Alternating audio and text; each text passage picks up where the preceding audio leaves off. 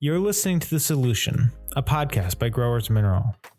I'm your host, Russell Bobel. In this ongoing series, we will be taking a look at the book More Food from Soil Science, a book written in 1965 by one of Growers' co-founders, Dr. V.A. Tietjens. Chapter 2. The reasons for the many effects of limestone have not been well understood. The use of liming materials in the production of horticultural and field crops is an ancient practice that dates back to the days of the Roman Empire. Because of a lack of research and failure to recognize its merits in the exchange complex, lime has been used more or less spasmodically as a soil amendment. Its relation to crop production still is not well understood. Lime has been used primarily as a corrective for soil acidity, which probably accounts for the fact that it is still used at irregular intervals and in inadequate amounts. It has never been considered for its calcium content as an integral part of the fertilization program. No one seems to have known that plants' use of calcium and magnesium was only a small part of lime's total effect on the soil. The importance of calcium in the exchange complex and its ability to promote higher yields certainly would have received much more of the attention of American researchers if they had paid more attention to the research done in England, Germany, Holland, and Russia. There are several reasons why lime has been more or less ignored as a fertilizing material. From the dawn of crop production, land fertility was taken care of by the migrations of tribal herds from worn-out to more fertile grazing areas. These migrations continued for centuries, but we are only now beginning to realize that now we must raise crops on so-called worn-out soils because there are no ungrazed areas to move to. New frontiers of fertile lands are a thing of the past, excepting perhaps those fertile soils in the West which can be brought into production by irrigation. The adaptation of crops to special soil types has only recently been recognized. Some crops were supposed to require special fertilization practices. Soils vary tremendously in their calcium and magnesium content. The discovery of this has given rise to the thinking that certain crops can be grown profitably only in certain areas. Had there been an earlier appreciation of the importance of calcium as a plant food material, as well as of its importance as a chemical ion in the base exchange complex, our thinking would have been directed into a different channel. Natural limestone content in the soil has influenced the distribution of the agricultural population in this country. Had we known why this was so, our natural resources of plant food materials could have been preserved by improving the physical conditions of the soil. As it is, we have lost millions of tons of fertility because of sheet erosion and tile drainage. These salts have been deposited in the oceans by streams and rivers, and the process is still going on because of wasteful farming practices. The introduction of plants intolerant of acid conditions into the regions where soils were naturally low in calcium focused attention on the needs of plants for calcium. The introduction of leguminous forage crops as a source of animal feed probably has done much toward changing our ideas about the real function of applying lime to soils. The use of animal manures as a source of plant food materials for crop plants somewhat alleviated the need for liming materials because much calcium was returned to the soil in manures and crop refuse. We now know that we must add more limestone when we apply manure to the land because of the calcium needed in the additional exchange complex introduced by manure. These manures also contributed to the organic matter content, which tended to prevent calcium from being leached from the surface soil. Wood ashes, land plaster, and other soil amendments tended to postpone the day of reckoning for the need for lime. The substitution of chemical plant food materials for animal manures has focused attention on the fact that calcium replacement has been overlooked. It has had a tremendously stimulating effect on plant nutrient research. During the past 50 years, experiments set up to determine fertilizer formulas in most cases were carried out irrespective of the lime content of the soil. The close relationship between calcium and high yields is still a new idea. Many fertilizers were formulated for acid soils because many of the soil areas where experimental work had been done had their origin in acid rocks. The result was a number of fertilizer formulas that were extremely high in phosphoric acid. It is possible that if these formulas had been set up as a result of experiments in limestone soils, many of our common fertilizers might have carried only half of phosphoric acid content. The fact remains, however, that many agricultural soils are too low in available calcium to produce good yields regardless of the quality or quantity of fertilizer applied. In the past, larger quantities of superphosphate were used because they contained gypsum, which supplied needed calcium. Potatoes were supposed to be grown on acid soils because scab supposedly followed lime applications. Scab lesions from scab organisms are similar to those formed from fertilizer injury. Much of the scab observed in the past was from fertilizer injury and could have been corrected by heavy applications of limestone, but not hydrated lime. Of the 1.6 million acres of land in the United States devoted to only the production of vegetables, less than 500,000 probably has sufficient calcium or lime to produce maximum yields and high quality. That calcium plays a major role in promoting plant growth has not been widely appreciated and probably accounts for the fact that 1 million acres of land used for growing vegetable crops are insufficiently supplied with liming materials, in spite of the facts that lime is the lowest price material used in crop production and that abundant limestone is within easy access of all growers. But because its value has not been appreciated, one of our great natural resources has been insufficiently exploited. Much could be done by the federal government to make available a better quality of ground limestone. Portable soil acidity testers, from simple litmus paper to the much more complicated indicator solutions and electrical measuring devices in the hands of farm advisors during the past 30 years, have played an important role in promoting better crop growth. But the tests have been misinterpreted so often that we have not taken full advantage of them.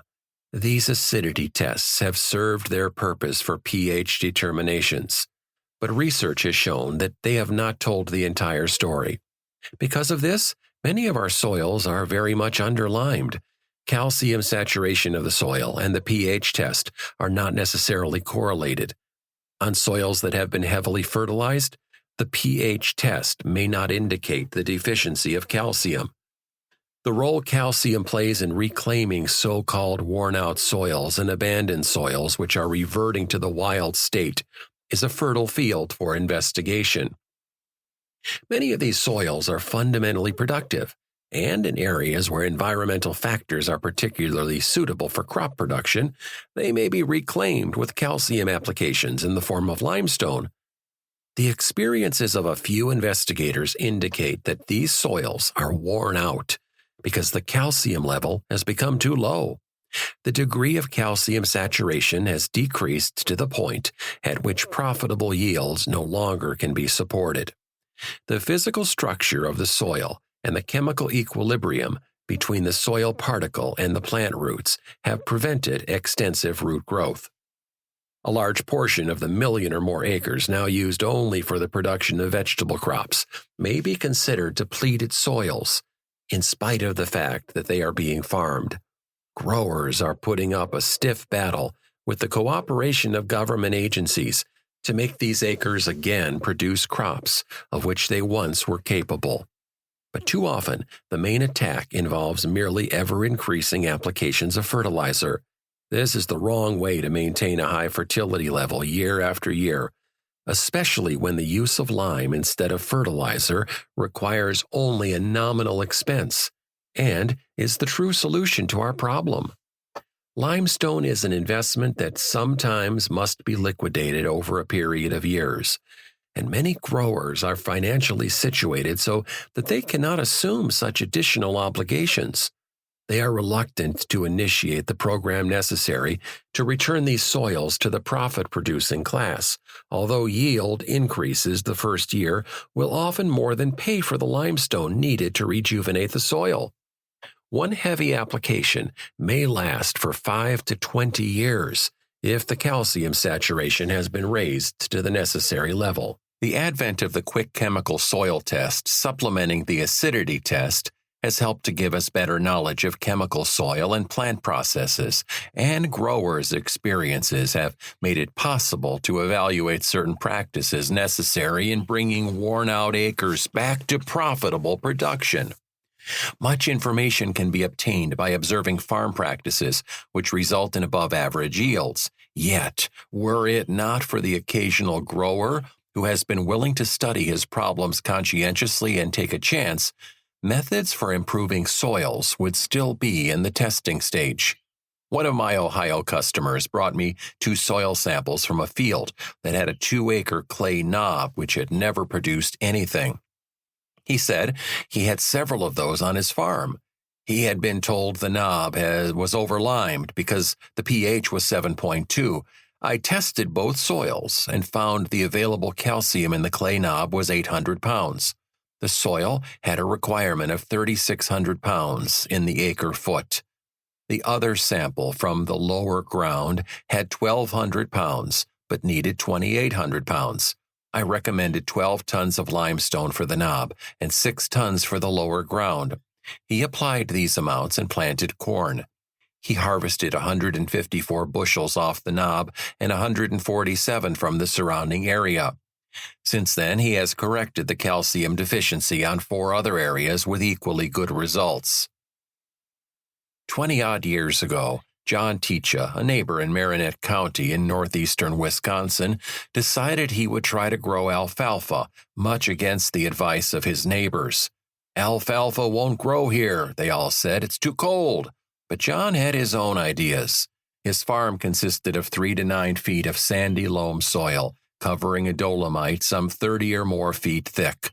Lime should not be a problem here, John thought.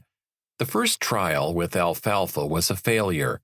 The seedlings did not look healthy. Many were killed the first winter, but John was determined to grow alfalfa. He went to a farmers' institute held in the community center house that winter and listened to a specialist from the state university talk about forage crops. "If you can't grow red clover on your farm, you probably can't grow alfalfa. You may need lime," the audience was told. "How do you find out you need lime?" a voice from the audience asked. "Get some blue litmus paper and place a piece between 2 handfuls of moist soil.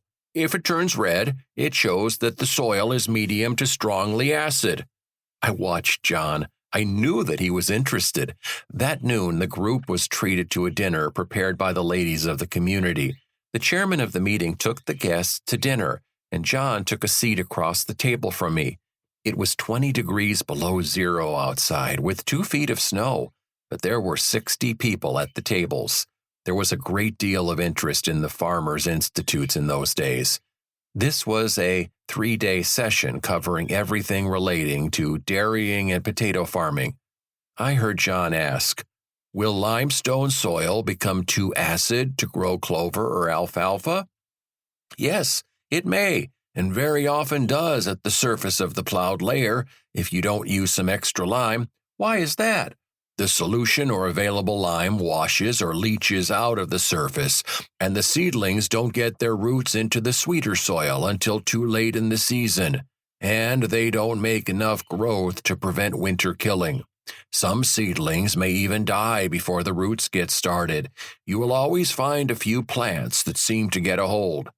John told his experience. The specialist said he was pretty sure it was the result of a lack of lime because this was a sandy loam soil where lime was apt to leach out of the surface. The following year, John got some litmus paper at the drugstore and found that his soil was quite acid. He hauled 2 loads of byproduct lime from a sugar beet factory 15 miles away. He had to drive over muddy roads with a team of horses and a wide-tired lumber wagon. I can still see those 2 loads as they went by. He spread the lime with a shovel over 4 acres of ground, and the next year he got a stand of alfalfa. At the end of the 5th year, his field was still producing 8 to 9 loads of alfalfa. I watched this experiment with considerable interest because it was something different. We had always depended on manure.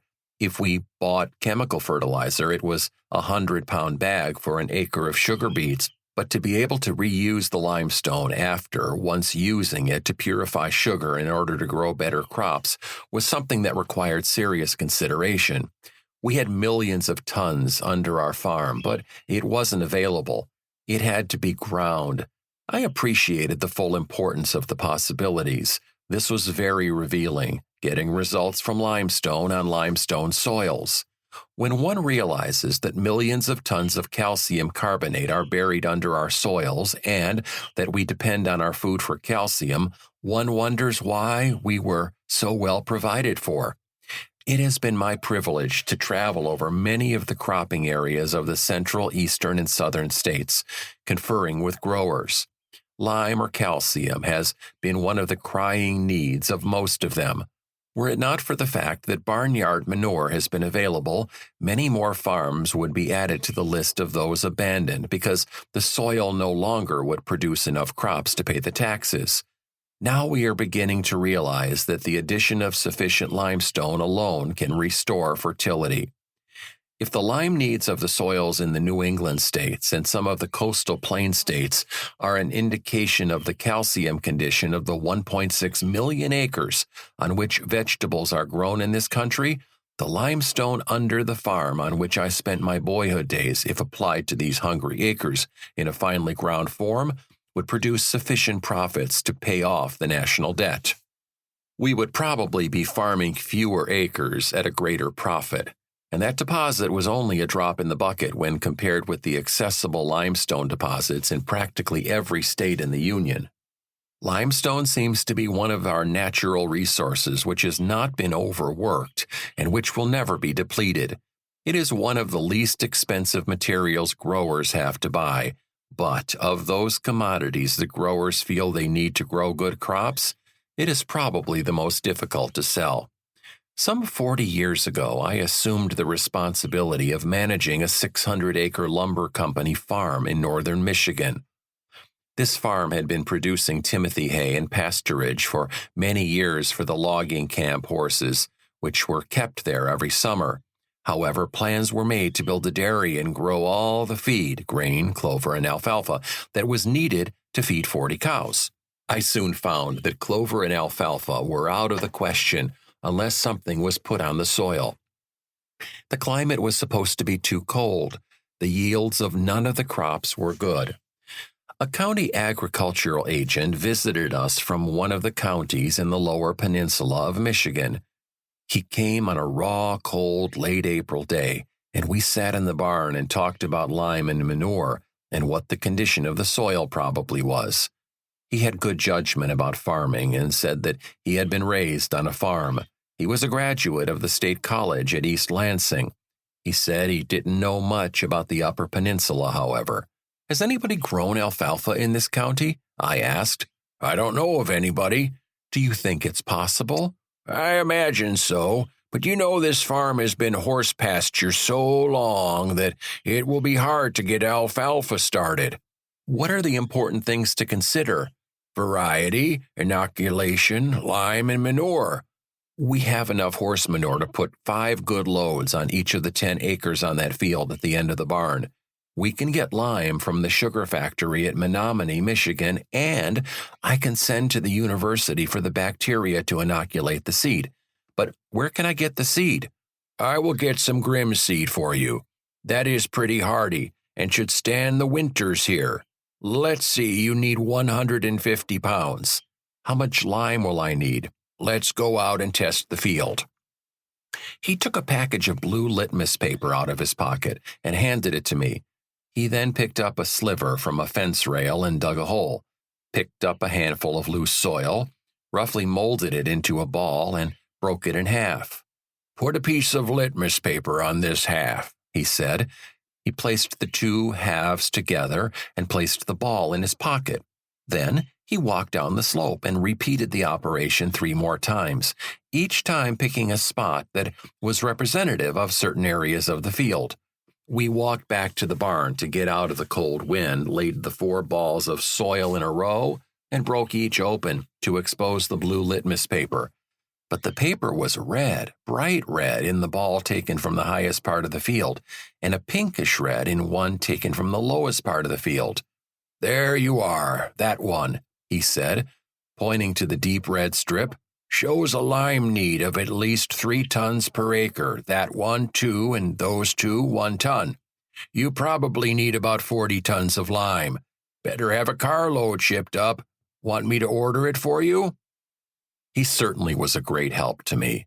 In answer to my question as to why the lower part of the field was sweeter than the high ground, he said, "Leaching and surface runoff by water have brought the lime down the slope. Even in the lower places, the lime had leached out of the surface. The subsoil below the plowed depth was much sweeter. The main reason for putting lime on the surface was to get the seedlings started. This was the same story I had heard from my neighbor at home several years ago. I got the lime and put it on top of the plowed ground, using a team of horses to pull the wagon and a large scoop shovel to spread the limestone. The 40 tons of limestone was spread unevenly. The teamsters who were clever at driving teams in the lumber woods during the winter were not so clever with the scoop shovel, and this seemed like a lot of nonsense to them anyway. When the fine dust got in their hair and eyes and through their clothes, it began to irritate their skin. They did considerable cussing, and when they tried to wash the lime off their hands, it was like rubbing sandpaper on their skin. I was glad it had been spread. The field was covered pretty thoroughly except for an irregular strip along the fence. This was fortunate because it made an experiment out of the field. The alfalfa seedlings grew well, as did a heavy crop of pigweeds and other weeds common to the locality, which were probably brought there by the manure that we applied. The result was that the field had to be mowed to give alfalfa seedlings a chance to grow. It wasn't until September that the results of the lime could be seen. The irregular strip along the fence that had no lime was patchy, and the alfalfa did not look vigorous. The limed portion of the field was fine. The next year, the unlimited area along the edge had no alfalfa. I left the farm that winter and did not see the field until 3 years later, just as they were about to cut the second crop. It was a beautiful stand, except for the irregular strip along the fence where we had not put any lime. There was no alfalfa there, and the foreman told me that this strip had died out in spots the first winter and was completely dead the following spring. They had taken 26 large loads of hay from the first cutting. I saw this field in 1961, some 40 years later. The alfalfa was gone, but the crop of corn on the field was very good. A friend of mine had several dairy farms just outside of Elgin, Illinois, where his tenant is now able to grow tremendous corn crops. Some years ago, he asked me to look at his alfalfa field, which he said was very patchy. As we drove over the fields, I noticed that the best alfalfa was in areas alongside a gravel road. Cars traveling along the road raised dust, which was carried onto the field when the wind was in the right direction. The gravel on the road contained limestone pebbles, so that the dust probably had some calcium in it. There was no doubt but that the dust contained something that was good for the alfalfa, but it did not make much difference to the corn crop. As we drove along the cornfield, he said, "Look at that corn, 10 foot high, but small ears. It seems that the ground ought to grow alfalfa." Yes, it should, except for one thing. Alfalfa needs a lot of calcium. Have you ever used calcium on these farms? Don't recollect as I have. What is it? You know what prepared building lime is? You can get the raw rock, ground fine but not burned, and apply it to the soil to sweeten it. They call it ground limestone for agricultural purposes. "Oh, yes," he said. "Guess I did hear about it. I can get down toward Joliet." If I were you, I would apply 2 or 3 tons of this to the acre. In the meantime, I took some samples of the soil with me to make sure that I was correct in my diagnosis. The soil tested medium acid or pH 5.4. The calcium reading was too low. 3 years later, on a trip through Elgin, I stopped in to see him again. Almost his first greeting as I stepped from the car was, "How would you like to drive out to the farm?" He had a twinkle in his eye. "I'm the only one who has alfalfa around here, but it isn't quite right yet. Maybe something else is out of line." As we drove into the yard, I saw 3 large piles of ground limestone in one field. "What have you got out there?" I asked with a grin. "Oh, that is white gold." "White gold," I said. "Pretty cheap gold, isn't it? 75 cents a ton if I haul it." "That seems pretty cheap for ground limestone. How much have you used?" "Every acre on this land has had 3 tons except that field yonder." We started across a 20-acre alfalfa field where he had some bad spots. "See those yellow leaves near the bare spots? Got a few of those scattered over different fields." He stopped the car and we got out for a closer inspection. Sheep sorrel was growing where the alfalfa had killed out. Most of the field had a beautiful stand of alfalfa. "Looks to me as though you haven't used enough lime on these spots." "But I put on 3 tons, he exclaimed. "The soil is high in organic matter, which means a high capacity to absorb lime. This is a silt loam soil that might take 4 or 5 tons of lime to raise the pH from 5 to 6. "What did you say?" he asked. "pH?" "Oh, yes. That is merely a symbol that is used to designate a certain amount of acid in the soil. By calculation, we know it takes a certain amount of lime to sweeten the acid or sour condition from pH 4, which is strongly acid, to pH 5, which is medium acid, to pH 6, which is slightly acid, or to pH 7, which is neither acid nor sweet. Above pH 7, we say it is alkaline, like some of the desert soils, which may be pH 9 or 10. We speak of those as alkali soils, which may be pH 9 or 10.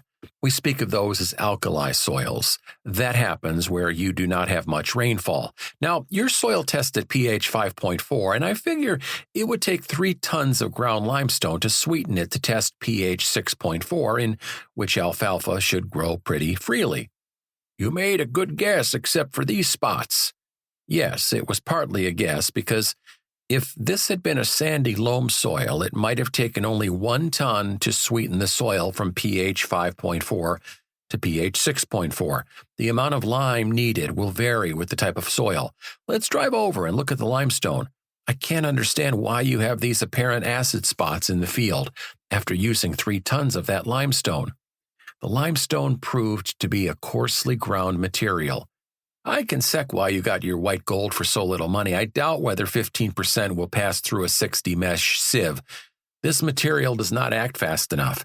If you used a ground limestone, of which 65% would pass through a 100-mesh sieve, you would not have those bare spots in the field. Of course, it would have cost you more." "Why doesn't corn need lime like alfalfa?" he asked. "I don't believe my corn is any better where I used lime." That is an involved question. It does need limestone, but most of us think it doesn't. The soil needs the lime to make it possible for plants to make efficient use of the fertilizer in this soil.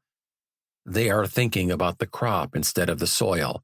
Many advisors claim that alfalfa is a leguminous plant that is classed with plants that will grow best only where the pH of the soil is between 6 and 6.6.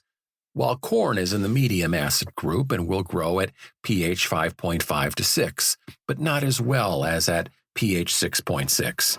This, of course, is not good thinking. Even though corn grows at pH 5.5 to 6.0, it will do much better if it grows at pH 6.8, or where the available calcium is adequate because the physical condition of the soil is better. We want to get the soil colloids practically saturated with calcium, as high as 87%, according to some authorities. Alfalfa does not tolerate soluble aluminum and iron in any appreciable amounts when present in the soil, while corn can tolerate some. Furthermore, alfalfa requires more calcium than corn does. "What is this aluminum you're talking about?" It is a funny coincidence, but our best, most fertile soils have quite a lot of aluminum and iron in them. It helps to make them hold their fertility, but iron and aluminum are very toxic to plants if they get into the soil solution on which your plants feed.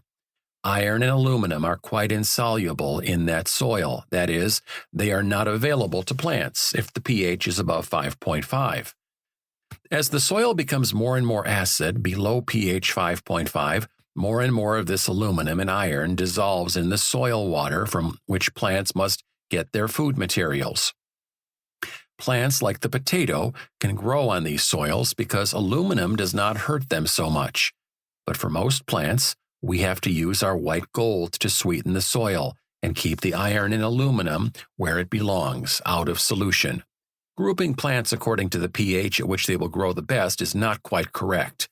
It would be more efficient if they were grouped according to their tolerance to aluminum, because many plants in the high pH group will grow at pH 4 in soils, which have practically no aluminum or iron in them. It has been shown that if organic matter is put on a soil too acid to grow carrots or beets, it will make it possible to grow those crops successfully. Organic matter apparently takes aluminum and iron out of solution so that they are not available to be taken in through the roots. 16% superphosphate has been shown to have a similar effect on acid soils. That is why our mixed fertilizers are usually high in phosphoric acid. We have to correct the soil physically and chemically. I didn't realize I was doing so much to my soil by putting a little ground limestone on. I appreciate why you call this limestone white gold. It certainly would mean a lot more to growers if they used more of it. How did you pick the name? My man on the farm said this stuff was like finding a gold mine, but I said it was pretty light-colored for gold. He said he had thought of white gold. And so it was white gold for crop plants. As I left my friend in Elgin, I pondered this question. What would growers do without limestone, without the calcium that plants take out of the soil to cement their cells together? If it is lacking, the cells fall apart and die. They appear to be rotting. If plants do not get enough calcium, the growing tips die because there is nothing that will take the place of calcium for this purpose. If calcium is so low in the soil that plant roots can't grow and function properly, deficiencies of other ions may occur. A pH test is supposed to indicate the calcium level of the soil. However, with the use of large quantities of fertilizer, the calcium requirement is high, and a pH test does not give a true picture. In addition to nitrogen, phosphorus, and potash, plants also need large quantities of calcium. But in addition to being a plant food material, calcium also has many other functions in the soil. 85% of the total base saturation of a soil must be satisfied with calcium. The pH records the strong ions like ammonium and potassium, but not the calcium ions because they are weak by comparison. Thus, the pH test does not give us a true picture. In warm area soils naturally have a higher pH, and very often a neutral soil of pH 7 may be completely devoid of available calcium. So poverty grass takes over because it is the only thing that will grow in such soils. Once I was called upon to consult with a grower of greenhouse cucumbers. The plants seemed to grow fairly well, but had brown roots and water-soaked areas on the leaves, typically calcium deficiency symptoms. But when a pH test of the soil was made, it tested 6.8. Apparently, this was not a calcium problem, but the symptoms were there. Furthermore, other crops showed similar symptoms. Chrysanthemum flowers, when cut from plants growing on this soil, wilted quickly and failed to revive when placed in water. The same was true of other plants. Tomatoes did fairly well, but the foliage seemed watery and light-colored. These all were symptoms of calcium deficiency, which could be demonstrated in sand cultures under controlled conditions. A lengthy chemical test of the soil was made. It showed abundant phosphorus and abundant potassium. And according to the soil acidity test, the soil had plenty of calcium, since the pH was high. What was the explanation? A calcium test had not been made. The problem was solved by thoroughly mixing the soil, then dividing it and placing it in a number of 10-inch pots. These different pots were treated with salts, which would accentuate or decrease calcium deficiency in the plants. A number of potassium and calcium salts were added to the pots, and cucumber seed was sown in each. The plants came up normally and showed very little difference until they were about a foot high. Then things began to happen. The plants that received potassium nitrate and the check, along with those who received no additional chemicals, showed slight calcium deficiency symptoms, while potassium sulfate produced very severe symptoms. Plants grown with potassium chloride were free from such symptoms, but the growth was not particularly improved. Calcium sulfate had a slight corrective effect, while calcium chloride, calcium nitrate, hydrated lime, and magnesium hydrated lime completely corrected the deficiency symptoms and produced a particularly well-balanced growth. Apparently, even though this soil had a liberal amount of calcium, not enough was available to the plants. Furthermore, potassium sulfate accentuated the difficulty, while potassium chloride tended to correct it. Calcium chloride also corrected the condition. Apparently, some salts, which tend to keep calcium in solution, were more helpful than those which resulted in insoluble calcium salts. Even though this soil contained tons of calcium, it was not available to the cucumbers. It apparently was not being released into the water solution where the plant roots could get it. It has been shown that a high concentration of potassium will prevent calcium from becoming available to plants. When the calcium-supplied plants were examined, the root growth was extensive and free from injury on all plants, which showed normal growth, while the plants showing injury had poor roots, which in many cases were brown or dead. As a result, calcium nitrate as the source of nitrogen and limestone were applied to the soils in the greenhouse. The crops no longer showed that soft, watery growth, but made a dark green, normal type of growth. The interesting thing about that is that the fact that before corrective treatments were made on this soil, the plants were very susceptible to mosaic-like diseases, which were often mistaken for true mosaic diseases. These all disappeared after the available calcium was increased. It may be asked, why did this soil get into this condition? The answer seems evident. The grower tested the soil, found the pH was 7.6 to 8.4, and decided it had to be lowered. The quickest method was to use sulfate of ammonia and sulfate of potash, which brought the pH down below 7.0, but which caused such an accumulation of potash in the soil and plants that the small amount of calcium apparently was not absorbed by the plants. The plants took in tremendous quantities of potassium, but not enough calcium to keep the ions in the juices in the plants in equilibrium.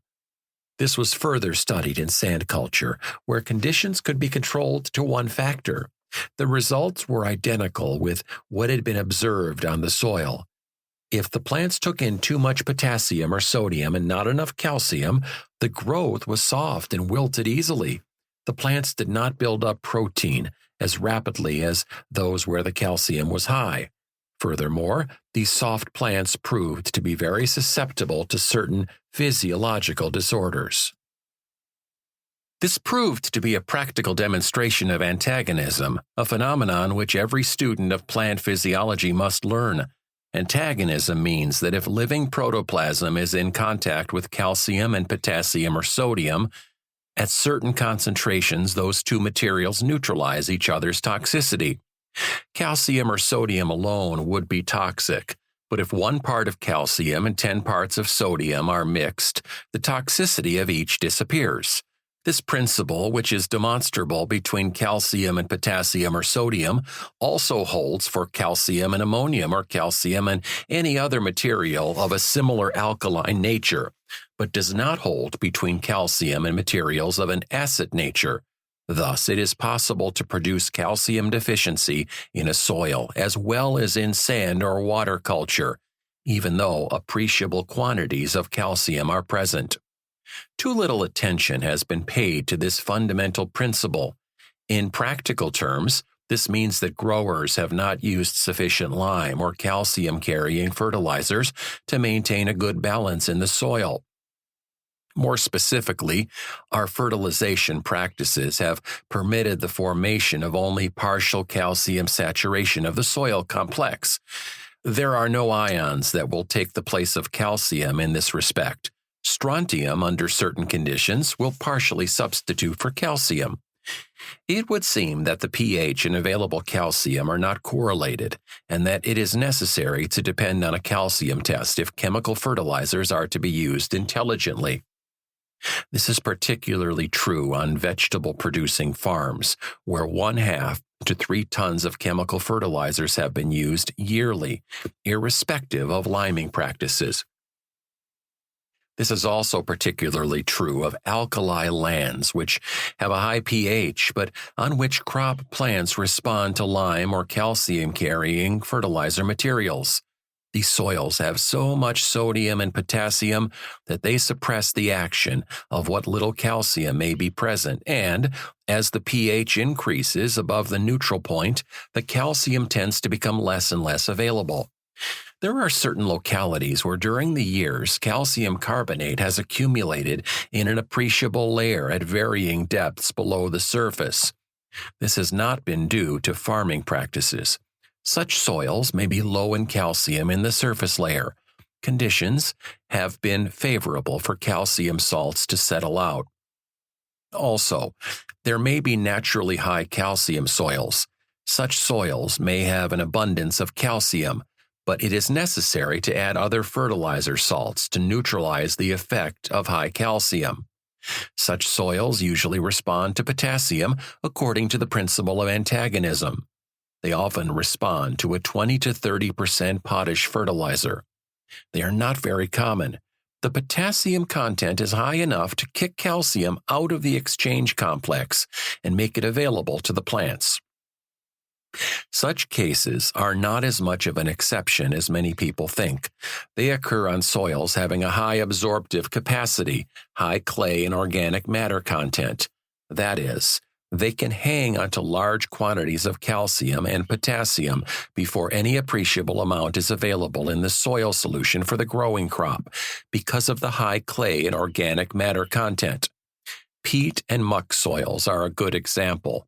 These soils release ammonia and nitrogen during hot weather and need to release into the soil solution large quantities of calcium.